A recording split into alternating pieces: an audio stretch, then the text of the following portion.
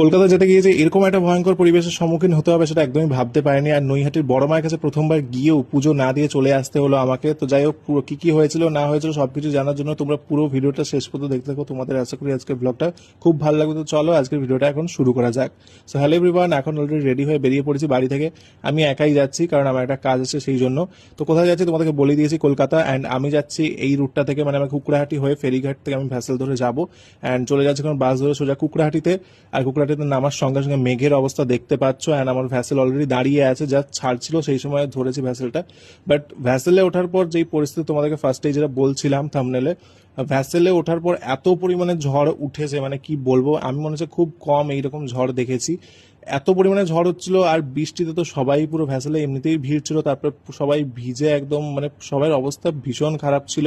আর তার সঙ্গে তো মারাত্মক পরিমাণে বাজও পড়েছিল, মানে নদীর মিডিলে বাজ পড়া মানে দেখে আমার তো পুরো মাথা খারাপ হয়ে গেছে একদম। এরকম এক্সপিরিয়েন্স আমার লাইফে মানে প্রথমবার হলো। অ্যান্ড ভ্যাসেলটা পুরো দুল ছিল। অ্যান্ড কুকড়াহাটি থেকে ডায়মন্ড হারবার ডিস্টেন্সটা অনেকটাই, প্রায় 1 ঘন্টা কাছাকাছি। আমরা পুরো রাস্তাতে ঠাকুরকে ডেকে ডেকেই এসেছি।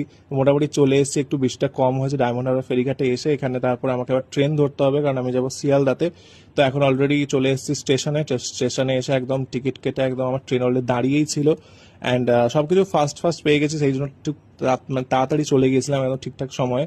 তো সেই জন্য অলরেডি ট্রেনে উঠে পড়েছে, এখন যাবো সোজা শিয়ালদা। কলকাতায় এসেছি অনেকদিন পর, খুব এক্সাইটেড লাগছিল যে আবার কিছুদিন কলকাতায় ঘুরতে পারবো। আর এখানে কিছু কাজও ছিল সেই জন্য সেগুলোও করতে হবে। তো আমি চলে এসেছি আমার একটা ফ্রেন্ডের বাড়িতে, কোথায় সেটা না হয় নাই বললাম তোমাদেরকে, ওটা সিক্রেট থাক। তো এখন অলরেডি আমরা বিকেলটা একটু বেরিয়েছিলাম একটু ঘুরতে যাওয়ার জন্য। তো ভাবলাম একটু নৈহাটি থেকে ঘুরে আসি। একদম রেডি হয়ে বেরিয়ে পড়েছি, প্রথমবার বড় মায়ের কাছে যাচ্ছি। খুব এক্সাইটেড ছিলাম, মানে বড় মায়ের কাছে যাওয়ার ইচ্ছেটা আমার খুব একটা, মানে আমার ইচ্ছের মধ্যে একটা ছিল যে বড় মায়ের কাছে যাব। অনেক বছর ধরে প্ল্যান করছিলাম, যাওয়া হচ্ছিল না। ওই যে বলে না, মায়ের ডাক যখন আসে তখন ঠিক যাওয়াই হয়। বাট গিয়েও কিছু সেরকম হলো না, কারণ ভেবেছিলাম মায়ের ওখানে গিয়ে পুজো দেবো। বাট সেটাই আলটিমেট দিতে পারলাম না, কেন সেটা তোমাদেরকে বলছি। তো গিয়ে একটু অনেক দোকানপত্র ঘুরে ঘুরে আমরা অনেক জিনিসপত্র দেখছিলাম। অ্যান্ড তখন অলরেডি বড় মায়ের মন্দিরে আরতি হচ্ছিল। ভাবলাম যে মায়ের মন্দিরে পুজো দেবো, প্রথমবার এসেছি, মানে আমি রীতিমতো সেখানে একটু কেঁদেই ফেলেছি, খুব ইমোশনাল হয়ে গেছিলাম। ভাবছিলাম মাকে কখন দেখবো। বাট এতটা পরিমাণে লাইন ছিল, আমরা ভাবলাম যে তাহলে ঠিক আছে, লাইন আছে যখন ঘুরে এসে পুজো দেবো, আমরা একটু আর একটু ঘুরে টুরে আসি। তো এই করতে গিয়ে হয়ে গেছে প্রবলেম, তোমাদেরকে বলছি। তো মোটামুটি বড় মায়ের ওখানে অনেক ছবি টবি তুললাম, তারপর আমরা চলে এসেছিলাম নদী পার করে একটু সিদ্ধেশ্বরী মায়ের মন্দিরে। এখান থেকে ভাবলাম এখানে মেলা টেলা হচ্ছে শুনেছিলাম, সেই জন্য ভাবলাম এখানে একটু মায়ের দর্শন করে একটু মেলা ঘুরে তারপর একটু গঙ্গার ঘাটে বসে গল্প গল্প করে তারপর যাব, গিয়ে বড় মায়ের মন্দিরে পুজো দেবো। তো সেই মতো আমরা এখানে মাকে এখানে এখানে প্রণাম করলাম, তারপর এখানে মেলায় ঘুরলাম।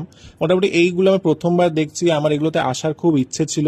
তো আমার খুব ভালোও লাগছে বেশ, মানে অনেক